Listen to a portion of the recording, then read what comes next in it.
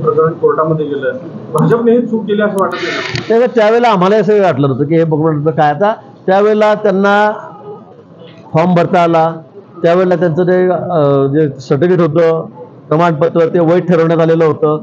पण नंतर कोणी कोर्टात गेल्यावर ते अवैध झालं, त्याला काही पार्टीचा दोष असं नाही. आज आम्ही पुन्हा तिकीट द्यायचं कोणी चॅलेंज केलं तर त्याला, आणि हा विषय अजून न्यायप्रविष्ट आहे, अजून याच्यावर काही शिक्कामोर्तब झालेला नाही, हे सर्वात महत्त्वाचं आहे.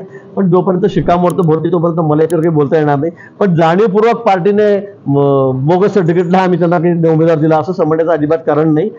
उमेदवारी देताना त्यांनी सर्टिफिकेट दाखवलं, अधिकाऱ्यांनी, सक्षम अधिकाऱ्यांनी त्याला ते पात्र म्हणून सांगितलं, अधिकृतपणे त्यांना उमेदवारी मिळाली आणि म्हणूनच ते त्या ठिकाणी निवडून आले.